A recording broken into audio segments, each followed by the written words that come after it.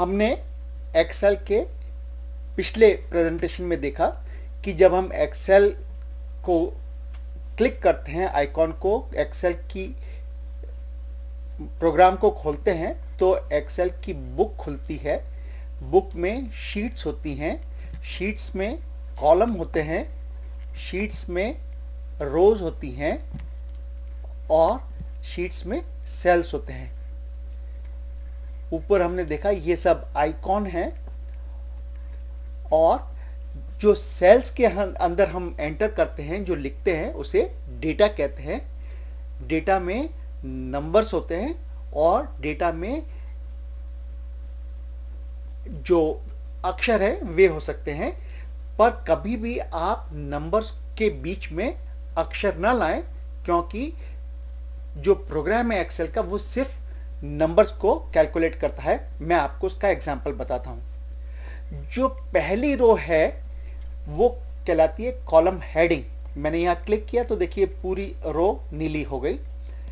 तो इसमें मैं जो चीज लिखूंगा वह यह लिखूंगा कि इस कॉलम का हेडिंग क्या है, कि इस कॉलम के अंदर है क्या। सपोज हम बच्चों की एज जो है वह लिखना चाहते हैं इस कॉलम के अंदर, तो मैं लिखूंगा एज ऑफ से स्टूडेंट्स और चिल्ड्रन, स्टूडेंट्स।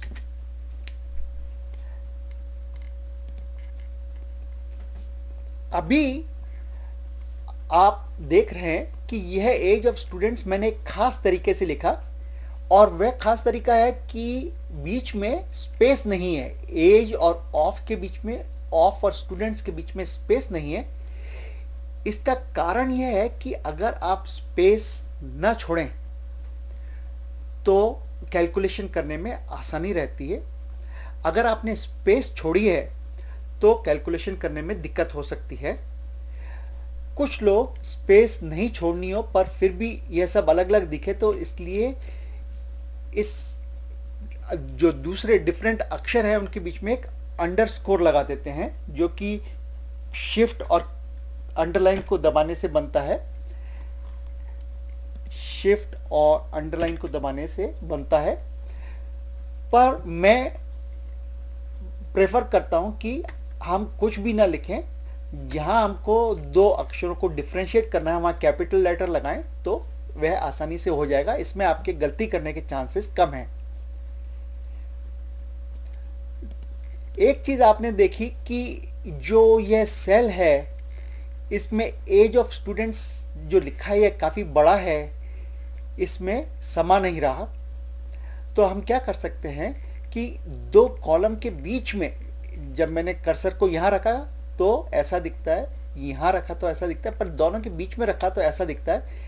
अगर हम कर्सर को दो कॉलम के बीच में रखें और उल्टे हाथ का जो माउस है, लेफ्ट साइड जो माउस है, उसको दबाएं और दबा कर रखें और उसके बाद माउस को चलाएं, तो हम इस कॉलम की चौड़ाई बढ़ा सकते हैं। जितनी बढ़ानी थी उतनी बढ़ा ली। उसके बाद कर्सर का जो लेफ्ट साइड का माउस है, उल्टे हाथ का जो माउस दबा रखा था हमने, उसको छोड़ देंगे तो यह इसकी चौड़ाई इतनी बढ़ जाएगी।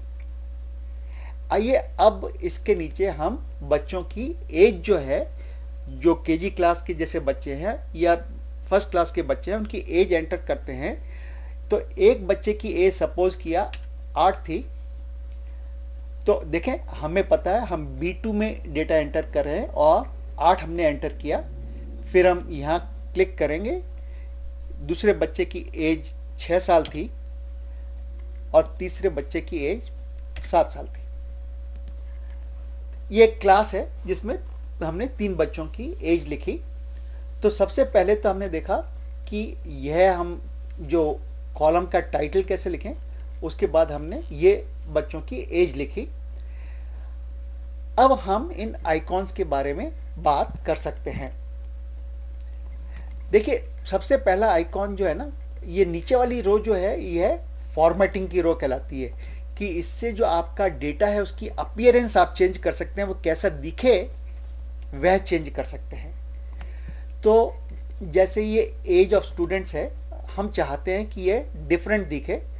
तो कैसे दिख सकता है कि हम इसका साइज बदल सकते हैं, इसका रंग बदल सकते हैं, इसका जो अपीयरेंस है वे बदल सकते हैं। तो सबसे पहले देखें अपीयरेंस कैसे बदल सकते हैं। तो हम यहाँ जहाँ एरियल लिखा है इसको बोलते हैं फॉन्ट, कि ये कैसा दिखेगा। ये फॉन्ट कई तरह के होते हैं, देखिए जैसे कि आप यहाँ देख सकते हैं बहुत सारी तरह के ये फॉन्ट हो सकते हैं और ये अल्फ़ाबेटिकली अरेंज्ड रहता है। और जैसा आपको यहाँ दिख रहा है, अगर मैं उस पर क्लिक करूँ तो वह ऐसा ही दिखने लगेगा। तो जैसे मैं इस फॉन्ट पे क्लिक करूँ तो यह अभी ऐसा दिखने लगा। अगर मैं उसके बदले कोई और फॉन्ट पर क्लिक करूं तो यह उस फॉन्ट की तरह का दिखने लगेगा। जैसे मैं इस पर क्लिक करता हूं तो अभी देखिए ये फर्क दिखने लगा। ज़्यादातर काम में टाइम्स न्यू रोमन या एरियल फॉन्ट सबसे अच्छा रहता है, क्योंकि कई बार कंप्यूटर के प्रोग्राम बहुत सारे जो तरह तरह के फॉन्ट हैं उनको पहचान नहीं सकते। तो हम अपने प्रेजेंटेशन में एरियल या टाइम्स न्यू रोमन एक फॉन्ट होता है, मैं आपको दिखाता हूँ, यहाँ टी में होगा, उन दो को यूज़ करेंगे क्योंकि वे सबसे स्टैंडर्ड फॉन्ट माने जाते हैं।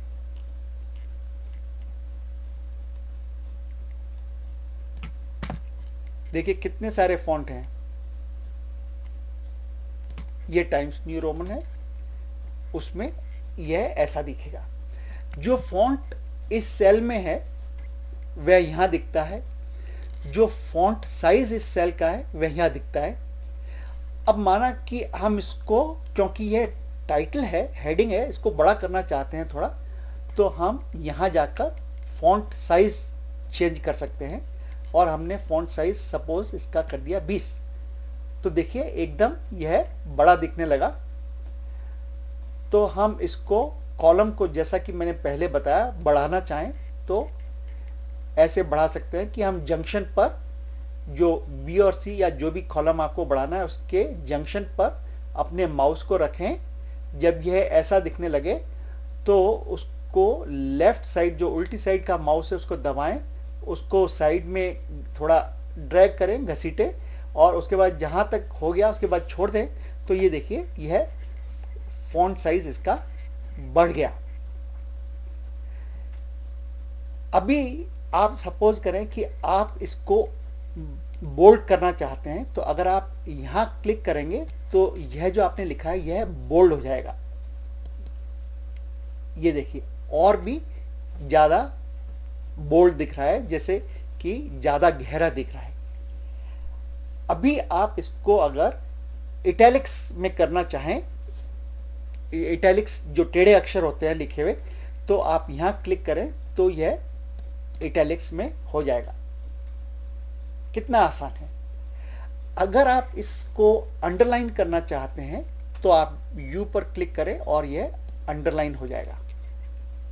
यहां दिख नहीं रहा, पर मैं अगर इसको बाहर कहीं रखूं माउस को या इस रो का साइज बढ़ा दूं तो दिखेगा कि ये एज ऑफ स्टूडेंट्स नीचे अंडरलाइंड है।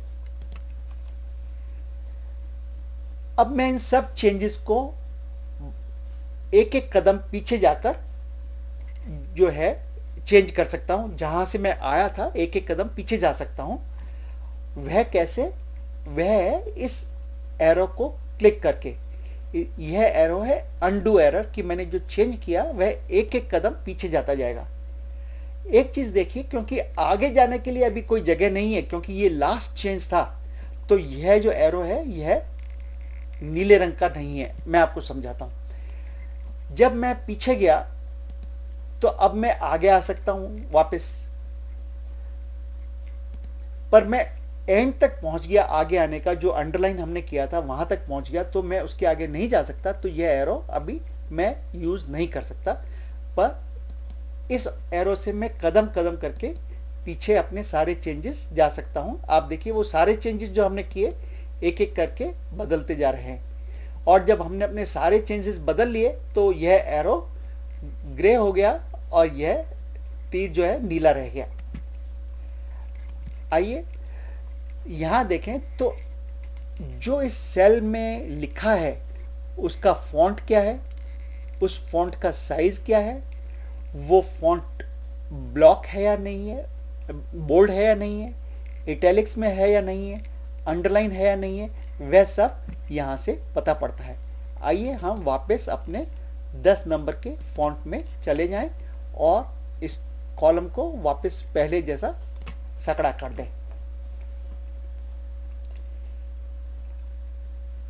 हमने फॉन्ट चेंज करने के लिए यहाँ जब क्लिक था तो 10 दबाया, और कॉलम को छोटा करने के लिए जो जंक्शन पे इस माउस को रखा, उल्टे हाथ का माउस को दबाया और उसको अंदर की तरफ ड्रैग किया तो कॉलम छोटा हो गया। मैं वापस दिखाता हूँ। ये कॉलम ऐसे बड़ा हुआ, जंक्शन पर रखकर इसको किया तो जंक्शन पर रखकर उल्टे हाथ का माउस दबाकर अंदर किया तो कॉलम छोटा हो गया। अब आइए इसके अगले जो आइकॉन्स हैं वे देखते हैं, ये क्या हैं। अगर आप इस आइकॉन को क्लिक करेंगे तो इस सेल के में जो कंटेंट हैं उनका अलाइनमेंट लेफ्ट हो जाएगा, कि ये उल्टी मार्जिन जो है, लेफ्ट मार्जिन जो है उससे मिलने लगेगा। कैसे, ये देखिए, इसको मैंने क्लिक किया तो यह अलाइनमेंट इधर चला गया। और इस सेल का अलाइनमेंट क्या है आप देख सकते हैं कि यह जो है हाईलाइट हो गया है, इसमें ये हाईलाइटेड है कि यह लेफ्ट अलाइंड है। इसी को अगर मैं डेटा को सेल के बीच में लाना चाहूँ तो मैं यहाँ क्लिक करूँगा तो यह डेटा बीच में आ गया और अब बीच वाला आइकॉन हाईलाइट हो गया। इसको मैं अगर इस कोने पर लाना चाहूँ, वापस राइट अलाइन करना चाहूँ, तो मैं इस तरह से क्लिक करूँगा और ये राइट अलाइन हो गया। ये चेंजेस जो मैंने किए मैं पूरे कॉलम में कर सकता हूँ। उसके लिए मैं इस जगह पर अपने माउस को रखूँगा, कॉलम का जो ABCD वगैरह लिखा है उस हिस्से में रखूँगा, उसको एक बार क्लिक करूँगा तो पूरा कॉलम हाईलाइट हो गया। अब अगर मैं बीच वाला ये क्लिक करूँ तो यह सब जो लिखा है यह कॉलम के बीच में चला जाएगा। देखिए, एज ऑफ स्टूडेंट बीच में चला गया, सारे नंबर बीच में चले गए। अगर मैं इस तरफ करूं तो लेफ्ट अलाइन हो गया सब, इस तरफ करूं तो राइट अलाइन हो गया सब। तो ये हुआ इन 3 आइकॉन का यूज। इन आइकॉन्स को, 3 आइकॉन्स को हम कुछ देर बाद देखेंगे। एक और चीज जो अभी हम सीख सकते हैं इसी हिस्से में, वह है कि ये 2 आखिर वाले जो आइकॉन हैं इनके बारे में बात करते हैं।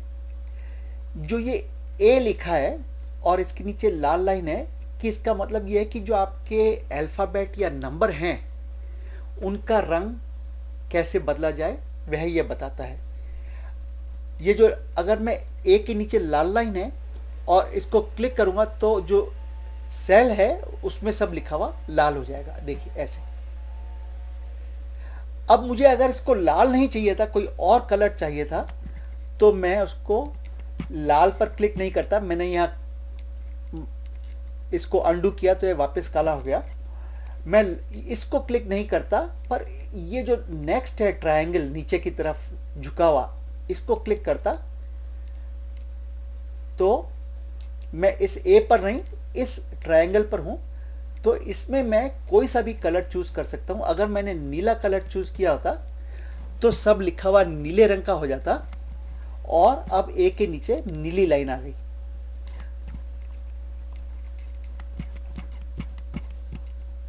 अभी मैं किसी और सेल में जाऊं और यहां नीली लाइन है, उसको क्लिक करूं तो यह लिखा हुआ नीला हो जाएगा। हम इसको बोलते हैं पैलेट।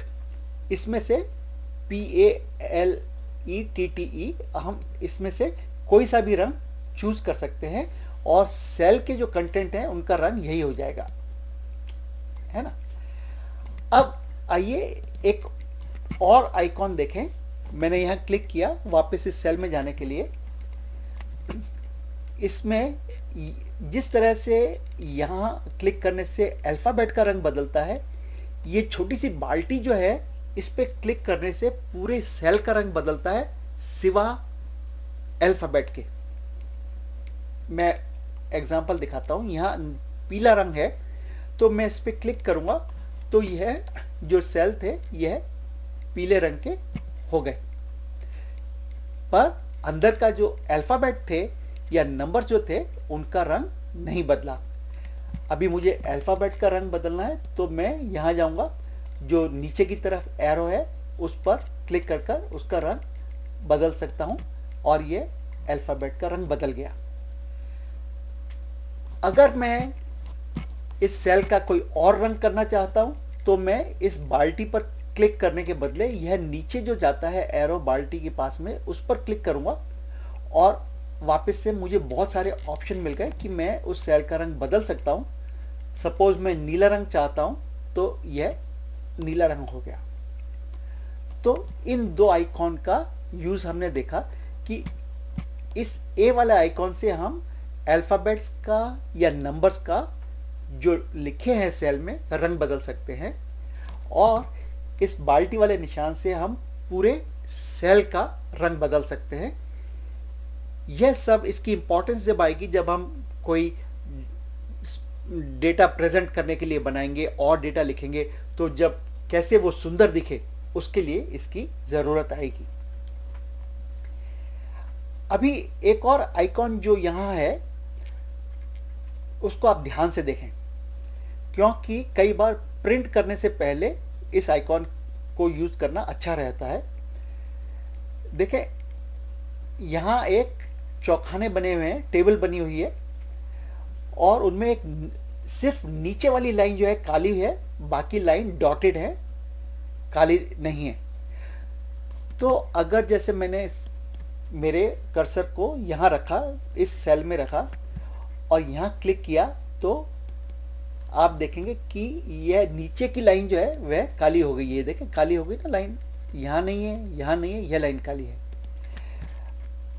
अगर मुझे पूरे सेल को वो करना है कि जो है उसमें चारों तरफ की जो है लाइन काली हो जाए तो मैं यहाँ कर सकता हूँ।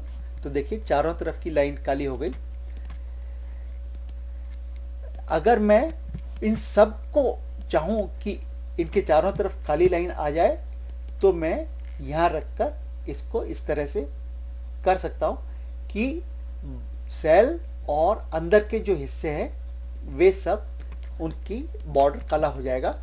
इसको हम आगे देखेंगे जब हम टेबल्स बनाएंगे तो कि इसका फ़ायदा क्या है। जब आप प्रिंट कर रहे हो और बहुत सारा डेटा हो तो अगर बीच में लाइनें नहीं हो तो बहुत मुश्किल हो सकती है उस डेटा को पढ़ने में।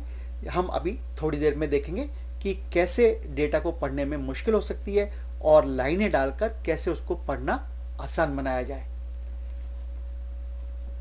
सबसे पहले हम अपने ओरिजिनल जो है फॉर्म में जाते हैं। देखिए यह जो डेटा है इसको हम सारे को वापस से काला रंग दे सकते हैं, काले रंग का बना सकते हैं कि इसको हमने अपना जो माउस था यहाँ रखा, क्लिक किया, उसके बाद उसको ड्रैग किया, उसको घसीटा ऊपर, उसके बाद जो ट्रायंगल है उस पर क्लिक किया और काले रंग पे क्लिक किया तो अभी सब यह काला हो गया। हम इस पीले रंग को हटा सकते हैं कि हम यहाँ क्लिक करेंगे इस बाल्टी के पास में और क्लिक करेंगे नो फिल, तो उसमें से जो रंग है वह निकल जाएगा।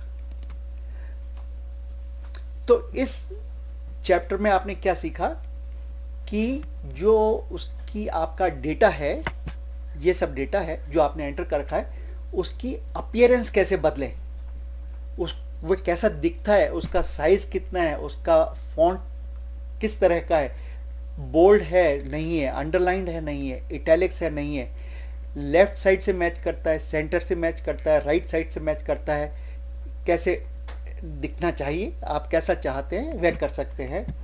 उसका रंग कैसा हो जो डेटा है, अगर आप रंग बदलना चाहें तो उसका सेल जिसमें डेटा है ले उसका रंग कैसा हो, और जो उसमें अगर हम लाइनें डालना चाहते हैं तो लाइनें डालकर कैसा दिखे, यह हमने इस प्रेजेंटेशन में सीखा।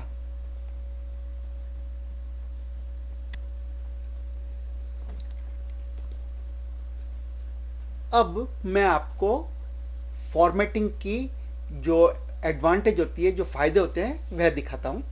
यह मैंने एक डेटा एंटर किया थोड़े से जो है स्कूल के बच्चों का, कि उनकी उम्र कितनी थी, हाइट कितनी थी और उनको कितने नंबर मिले। एक चीज़ देखें यहाँ कि जैसे हाइट जो है मैंने सेंटीमीटर्स यहाँ लिखा है, यहाँ नहीं लिखा, क्योंकि अगर आप नंबर के साथ कुछ भी टेक्स्ट लिखेंगे, ABCD वगैरह लिखेंगे, तो उसमें फिर एक्सेल कैलकुलेट नहीं कर पाएगा।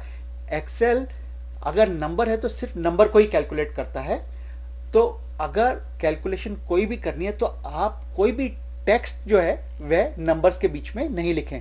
तो सेंटीमीटर यहाँ ना लिखें, ईयर्स यहाँ नहीं लिखें, जो भी लिखना है कॉलम के हेडिंग में लिखें, पहली बात। दूसरी बात कि अगर सपोज हम इसको प्रिंट करना चाहें, छापना चाहें एक पेपर पर, तो हम यहाँ क्लिक करेंगे, ये सफ़ेद कागज़ के ऊपर जो एक छोटा सा गोला बना है, तो इससे हमको प्रिंट प्रीव्यू होगा कि हमको ये दिखेगा कि यह डेटा कैसा दिखेगा। अभी आप ये देखिए कि ये डेटा बहुत डिफ़िकल्ट है पढ़ने के लिए। मैं इसको थोड़ा बड़ा कर देता हूँ, यहाँ जूम आप क्लिक करें तो ये डेटा इसका साइज़ बढ़ जाएगा। तो ये डेटा पढ़ने में थोड़ा सा दिक्कत है, कौन सा नंबर किसके साथ जाता है, बहुत ध्यान से पढ़ना पड़ेगा। अभी हम इसकी फॉर्मेटिंग कर दें तो यह प्रॉब्लम ठीक हो जाएगी और मैं आपको वह दिखाता हूँ। फॉर्मेटिंग करने के लिए हम इसको पूरा हाईलाइट करेंगे। हाईलाइट मैं आपको वापस दिखाता हूँ कैसे करेंगे। एक कोने पे हम माउस क्लिक करेंगे, जो उल्टे हाथ का माउस है वो दबाए रखेंगे और उसको माउस को ऐसे चलाएंगे तो यह सारा हाईलाइट हो गया टेबल का हिस्सा, इसको बोलते हैं टेबल। और इस हिस्से में हम जो भी चेंजेस करेंगे इस हिस्से में अप्लाई होंगे। तो आइए सबसे पहले तो हम इस सारे डेटा को सेंटर करें ताकि ये जो हाइट वगैरह है इनके बीच में नीचे आए। तो हमने यह क्लिक किया सेंटर का जो आइकॉन, और यह डेटा एकदम सेंटर हो गया। उसके बाद हम अगर बीच में लाइनें डाल दें, जो कि हम यहाँ क्लिक करके डाल सकते हैं, सिर्फ एक ऊपर नीचे वगैरह नहीं, सारी टेबल में लाइनें डाल दें, तो हम अब आसानी से देख सकते हैं कि कौन सी लाइन कहाँ जा रही है, कौन सा डेटा किसके साथ है। इसको मैं बाहर क्लिक करता हूँ।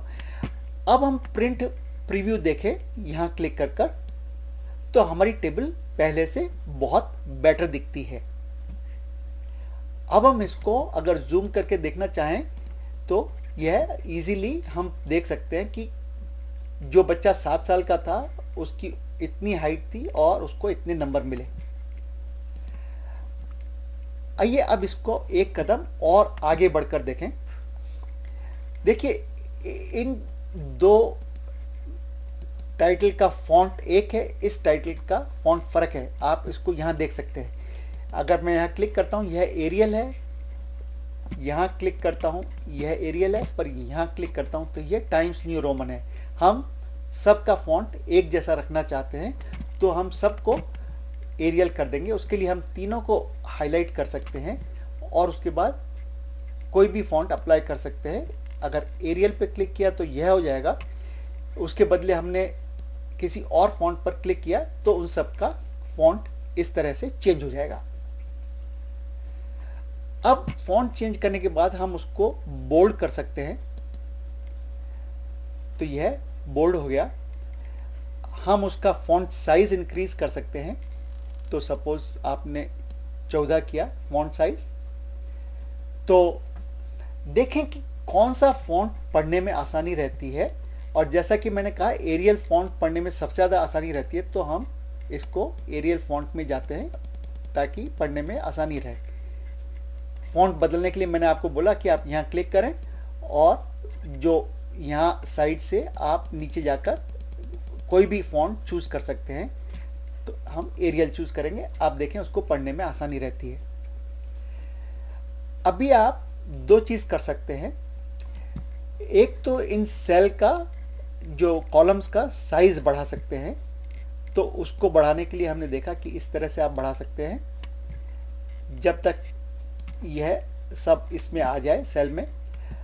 दूसरा आप यह कर सकते हैं कि इसका जो है साइज जो है फॉन्ट का उसको थोड़ा कम कर सकते हैं, पर आप सारे चेंजेस आसानी से अप्लाई कर सकते हैं। हम फॉन्ट का साइज 12 करके देखेंगे, 12 साइज में हमारा फॉन्ट अच्छा दिखता है। मैं ये सब इसलिए कर रहा हूं कि आप ये देख सकें कि कितनी आसानी से हम ये सब बदल सकते हैं। अब जो ये टाइटल है हम इनको लाल रंग का कर देंगे।